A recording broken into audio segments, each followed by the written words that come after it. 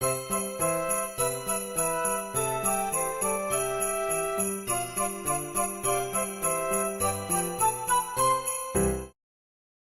everybody, Jeff from the Whiskey Wush here. As we head into the holiday season, I want to make a quick video answering the number one question that I get around this time of year is, what would make a good stocking stuffer or a gift for the whiskey lover in my life? For me, I have a home bar set up, as you can see, so I've got a lot of the accessories and everything, and that's one of the things that I like to ask people. The person you're buying the gift for, if they have some sort of home bar set up, there's a ton of stuff that you can get accessory-wise that would make any bar complete, I guess you would say. So I cover a lot of them in the post, and I'm just going to go over a few of them here. Anything that I mention, there's going to be a link to in the post so that you can go check it out and buy it yourself if you'd like. So first things first, I always say glassware is super important. Depending on what type of whiskey or scotch or bourbon or whatever the person's into, you're going to have different types of glasses. So you've got your basic tumblers. We've got highballs, which I don't have down here. I don't make a lot of highball cocktails. And then, of course, there's the Glencairn glasses, these little guys. So, depending on what type of scotch or whiskey or bourbon or whatever the person's drinking, I'm going to make a drink here for myself as we go through this. That's going to determine what type of glassware you're going to get. So, tonight I'm going to use one of my favorites, which is a big crystal glass. I like them because they're a little more heavy-duty. If you're making old fashions and you're muddling the stuff inside, a lot of times I like to have a heavier duty glass. I've actually broken through the bottoms of several glasses over the years that weren't made very well, so I like to have these heavy duty crystal glasses. Next, I always like to mention when you're thinking about somebody that has a home bar set up and you want to find something, especially this can easily fit in a stocking, some sort of home bar tool set. So in this one, I've got my measuring jigger, a stirring spoon, bottle opener, and then of course a Hawthorne strainer so you can strain the cocktails.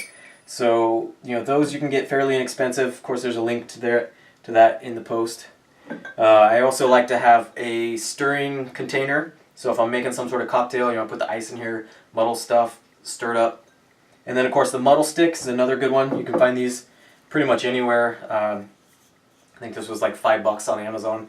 So always a good thing to have.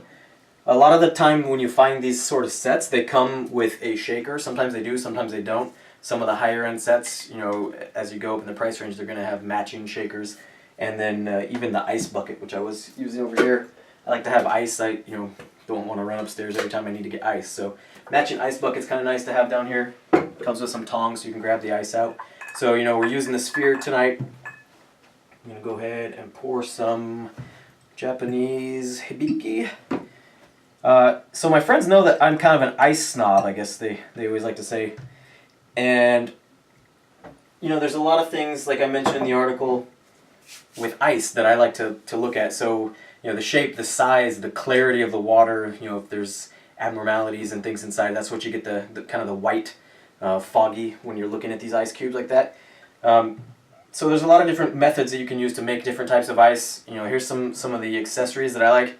The ice spheres, if you don't want to shell out the money for one of the big ice presses, that those things can be several $100s up to $800-900 depending on which ones you get. So these work fairly well. If you don't worry about the clarity of the ice balls like I do, these will work just fine. You get those for a couple bucks. There's also different sizes and shapes of just the basic silicone kit there for making cubes.